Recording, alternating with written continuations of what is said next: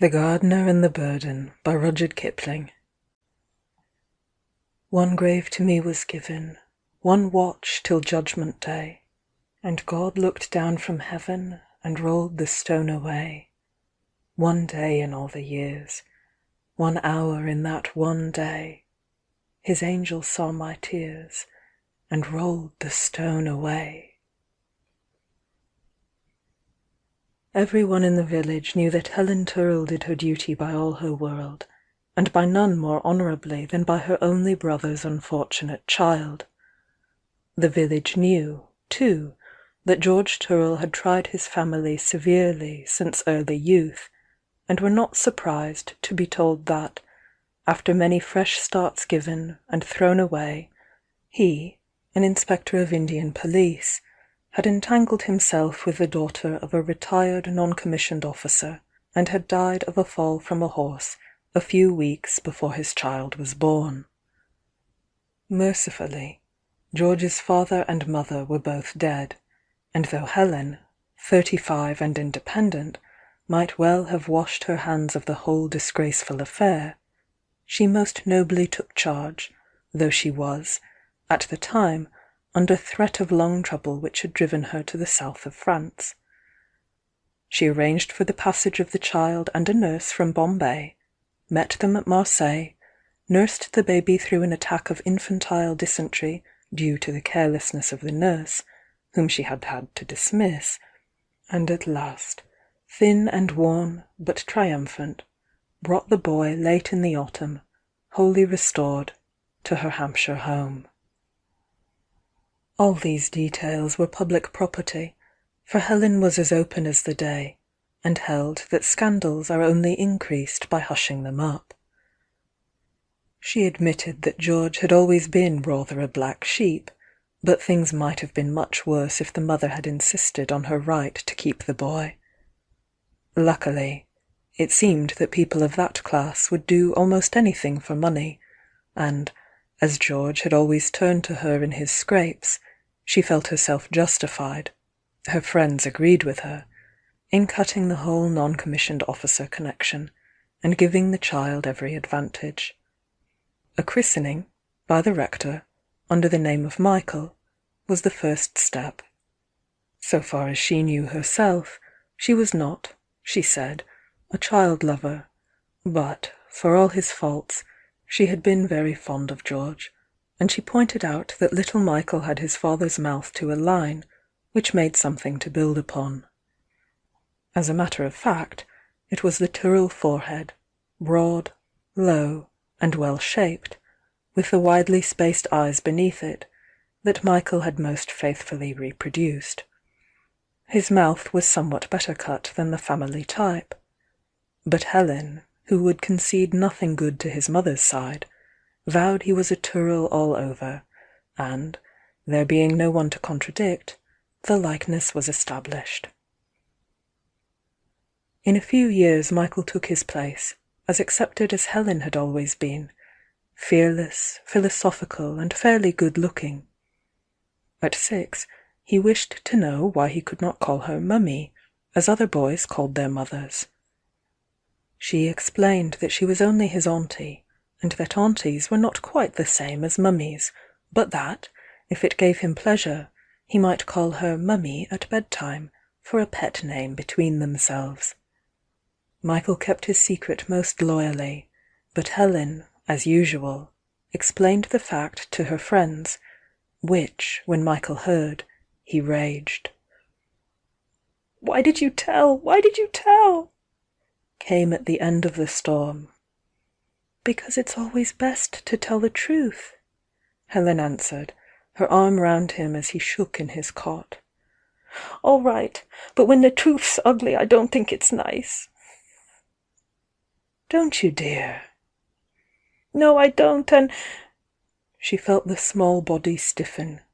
"Now you've told, I won't call you Mummy any more, not even at bedtimes." "But isn't that rather unkind?" said Helen softly. "I don't care. You've hurted me in my insides, and I'll hurt you back. I'll hurt you as long as I live." Don't talk like that, dear. You don't know what—" "I will, and when I'm dead I'll hurt you worse." "Thank goodness I shall be dead long before you, darling." Emma says, never know your luck. Michael had been talking to Helen's elderly, flat-faced maid.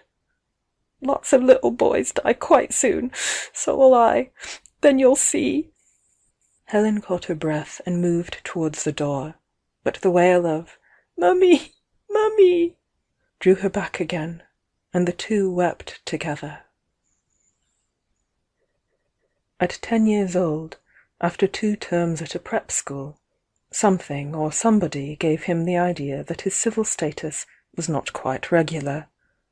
He attacked Helen on the subject, breaking down her stammered defences with the family directness.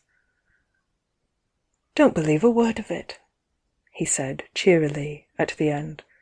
"People wouldn't have talked like they did if my people had been married. But don't you bother, Auntie.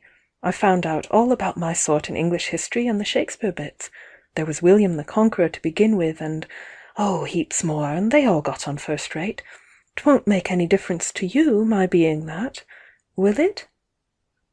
"As if anything could—" she began. "All right, we won't talk about it any more if it makes you cry." He never mentioned the thing again of his own will, but when, 2 years later, he skillfully managed to have measles in the holidays, as his temperature went up to the appointed 104, he muttered of nothing else, till Helen's voice, piercing at last his delirium, reached him with assurance that nothing on earth or beyond could make any difference between them. The terms at his public school and the wonderful Christmas, Easter, and summer holidays followed each other, variegated and glorious as jewels on a string, and as jewels Helen treasured them. In due time Michael developed his own interests, which ran their courses and gave way to others, but his interest in Helen was constant and increasing throughout. She repaid it with all that she had of affection or could command of counsel and money, and since Michael was no fool, the war took him just before what was like to have been a most promising career. He was to have gone up to Oxford, with a scholarship, in October. At the end of August he was on the edge of joining the first holocaust of public school boys who threw themselves into the line, but the captain of his OTC, where he had been sergeant for nearly a year, headed him off and steered him directly to a commission in a battalion so new that half of it still wore the old army red, and the other half was breeding meningitis through living overcrowdedly in damp tents. Helen had been shocked at the idea of direct enlistment. "But it's in the family," Michael laughed. "You don't mean to tell me that you believed that old story all this time?" said Helen. Emma, her maid, had been dead now several years. "I gave you my word of honour, and I give it again, that it's all right. It is indeed." "Oh, that doesn't worry me. It never did," he replied valiantly. "What I meant was, I should have got into the show earlier if I'd enlisted, like my grandfather." "Don't talk like that. Are you afraid of its ending so soon, then?" "No such luck. You know what Kay says?" "Yes, but my banker told me last Monday it couldn't possibly last beyond Christmas, for financial reasons." "Hope he's right, but our colonel, and he's a regular, says it's going to be a long job." Michael's battalion was fortunate in that, by some chance which meant several leaves, it was used for coast defence among shallow trenches on the Norfolk coast, thence sent north to watch the mouth of a Scotch estuary, and, lastly, held for weeks on a baseless rumour of distant service. But, the very day that Michael was to have met Helen for 4 whole hours at a railway junction up the line, it was hurled out, to help make good the wastage of Loos, and he had only just time to send her a wire of farewell. In France, luck again helped the battalion. It was put down near the salient, where it led a meritorious and unexacting life, while the Somme was being manufactured, and enjoyed the peace of the Armentières and La Ventie sectors when that battle began. Finding that it had sound views on protecting its own flanks and could dig, a prudent commander stole it out of its own division, under pretence of helping to lay telegraphs, and used it round Ypres at large. A month later, just after Michael had written Helen that there was nothing special doing, and therefore no need to worry, a shell splinter dropping out of a wet dawn killed him at once. The next shell uprooted and laid down over the body what had been the foundation of a barn wall, so neatly that none but an expert would have guessed that anything unpleasant had happened. By this time the village was old in experience of war, and, English fashion, had evolved a ritual to meet it. When the postmistress handed her 7-year-old daughter the official telegram to take to Miss Turrell, she observed to the rector's gardener, "It's Miss Helen's turn now." He replied, thinking of his own son, "Well, he's lasted longer than some." The child herself came to the front door weeping aloud because Master Michael had often given her sweets. Helen, presently, found herself pulling down the house blinds one after one with great care, and saying earnestly to each, "Missing always means dead." Then she took her place in the dreary procession that was impelled to go through an inevitable series of unprofitable emotions. The rector, of course, preached hope and prophesied word, very soon, from a prison camp. Several friends, too, told her perfectly truthful tales, but always about other women, to whom, after months and months of silence, their missing had been miraculously restored. Other people urged her to communicate with infallible secretaries of organizations who could communicate with benevolent neutrals, who could extract accurate information from the most secretive of Hun prison commandants. Helen did and wrote and signed everything that was suggested or put before her. Once, on one of Michael's leaves, he had taken her over a munition factory, where she saw the progress of a shell from blank iron to the all but finished article. It struck her at the time that the wretched thing was never left alone for a single second, and "I'm being manufactured into a bereaved next of kin," she told herself, as she prepared her documents. In due course, when all the organizations had deeply or sincerely regretted their inability to trace, etc., something gave way within her, and all sensation, save of thankfulness for the release, came to an end in blessed passivity. Michael had died, and her world had stood still, and she had been one with the full shock of that arrest. Now she was standing still, and the world was going forward, but it did not concern her. In no way or relation did it touch her. She knew this by the ease with which she could slip Michael's name into talk and incline her head to the proper angle, at the proper murmur of sympathy. In the blessed realization of that relief, the armistice with all its bells broke over her and passed unheeded. At the end of another year she had almost overcome her physical loathing of the living and returned young, so that she could take them by the hand and almost sincerely wish them well. She had no interest in any aftermath, national or personal, of the war, but, moving at an immense distance, she sat on various relief committees and held strong views. She heard herself delivering them about the site of the proposed village war memorial.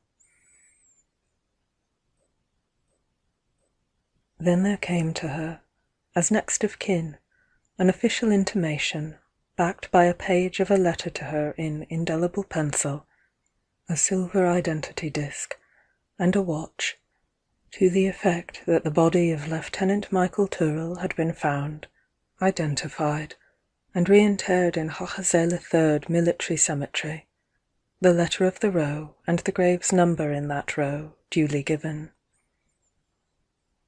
So Helen found herself moved on to another process of the manufacture, to a world full of exultant or broken relatives, now strong in the certainty that there was an altar upon earth where they might lay their love.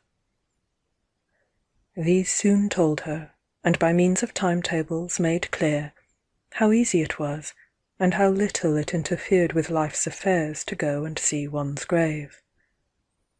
So different, as the rector's wife said, if he'd been killed in Mesopotamia or even Gallipoli.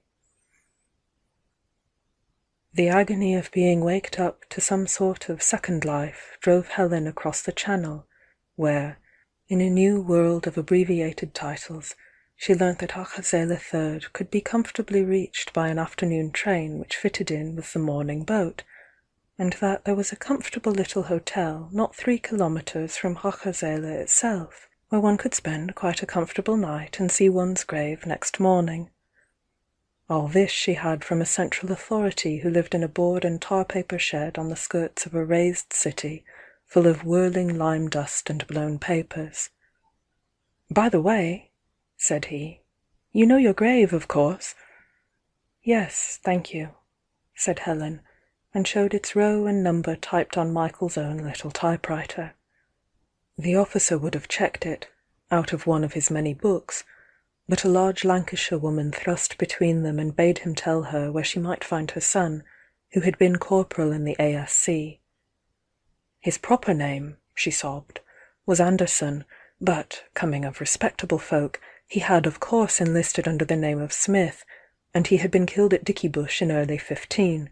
She had not his number, nor did she know which of his 2 Christian names he might have used with his alias, but her cook's tourist ticket expired at the end of Easter week, and if by then she could not find her child, she should go mad.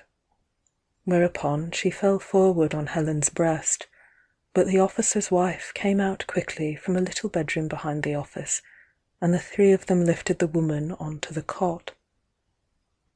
"They are often like this," said the officer's wife, loosening the tight bonnet strings. "Yesterday she said he'd been killed at Hocha.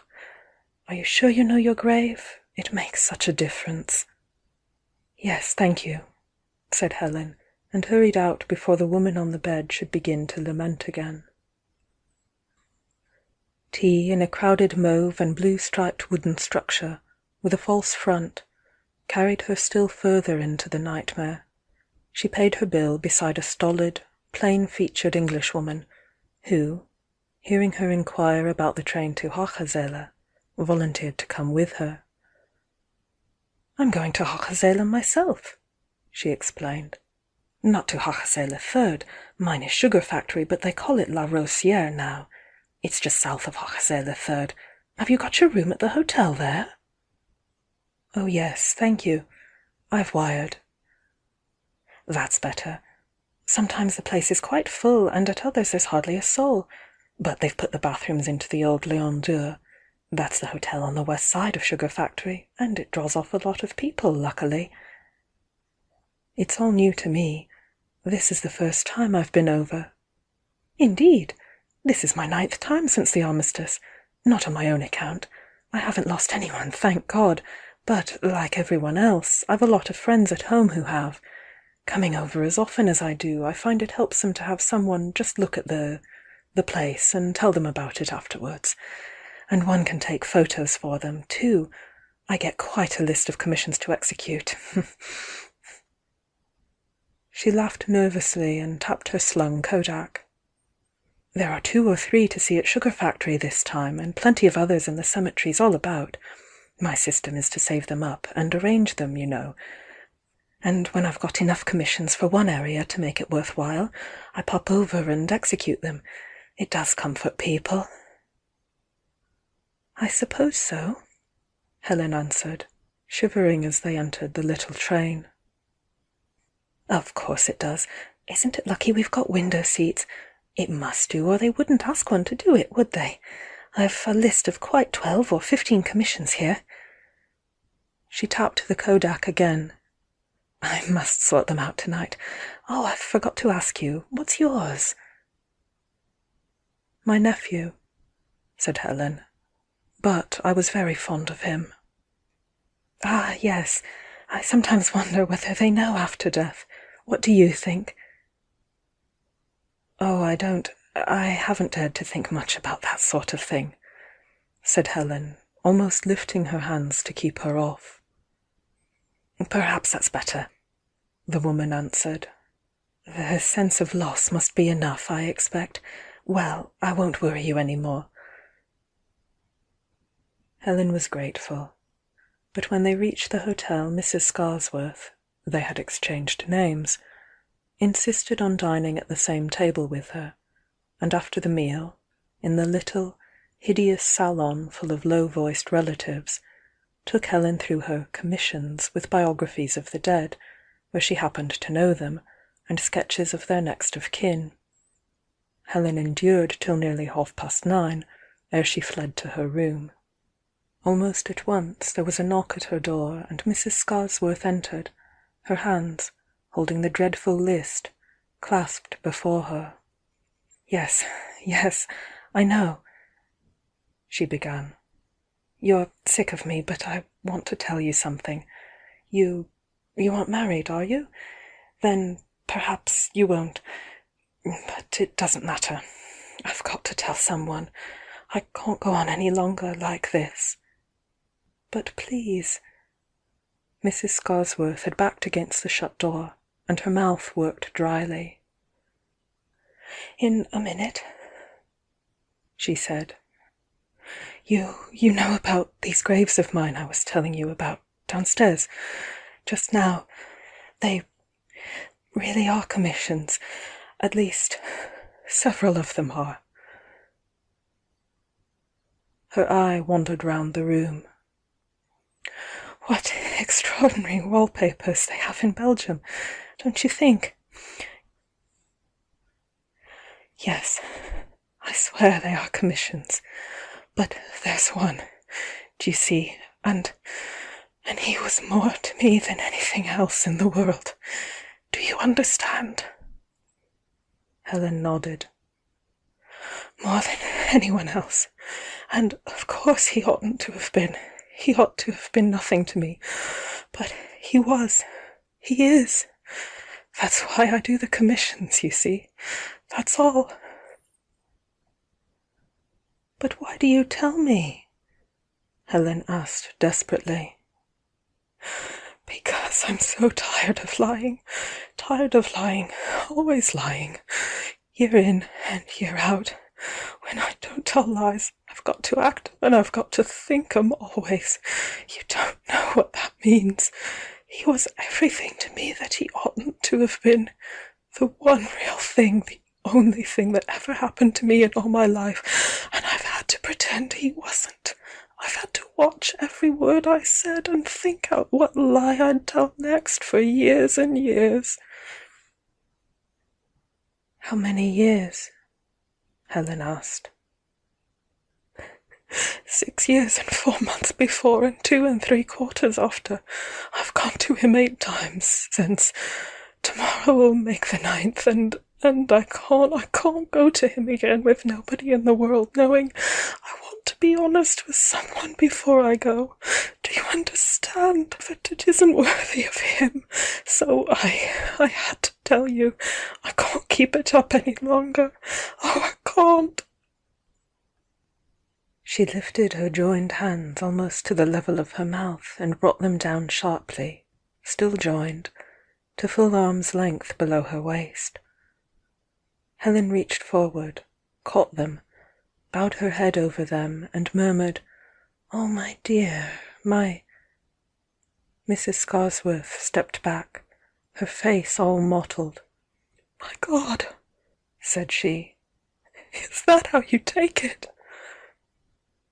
Helen could not speak, and the woman went out, but it was a long while before Helen was able to sleep. Next morning Mrs. Scarsworth left early on her round of commissions, and Helen walked alone to Hochezele III.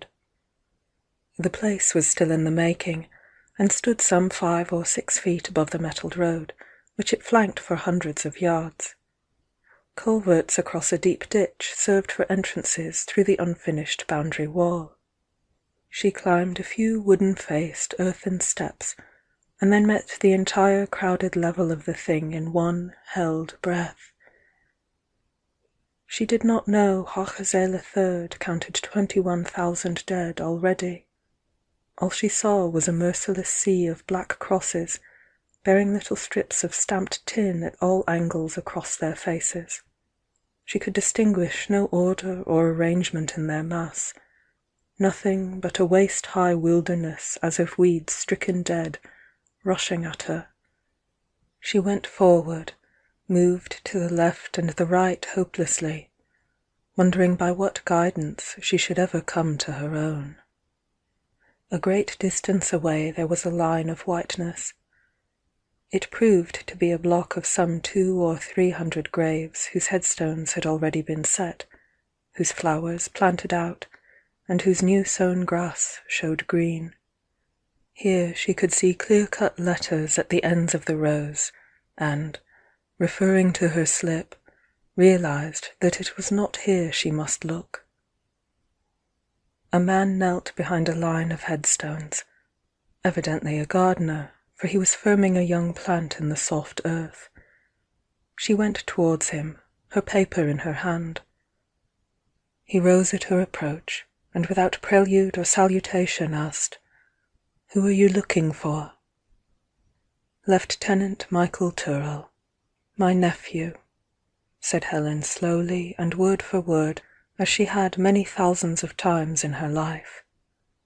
The man lifted his eyes and looked at her with infinite compassion before he turned from the fresh-sown grass toward the naked black crosses. "Come with me," he said, "and I will show you where your son lies." When Helen left the cemetery, she turned for a last look. In the distance, she saw the man bending over his young plants, and she went away, supposing him to be the gardener.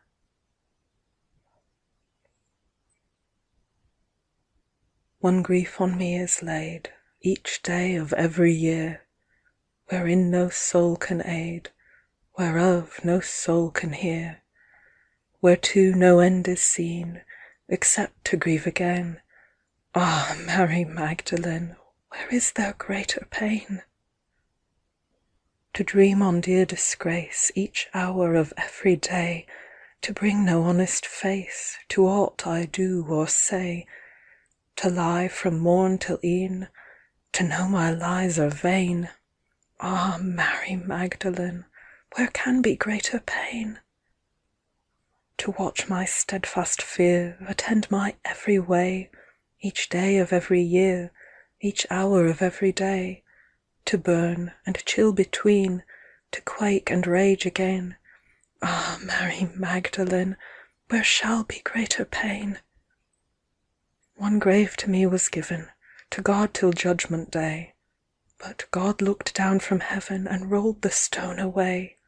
One day of all my years, 1 hour of that one day, His angel saw my tears, and rolled the stone away. End of The Gardener and the Burden by Rudyard Kipling. For more information, or to volunteer, please visit legamus.eu. Thank you for listening.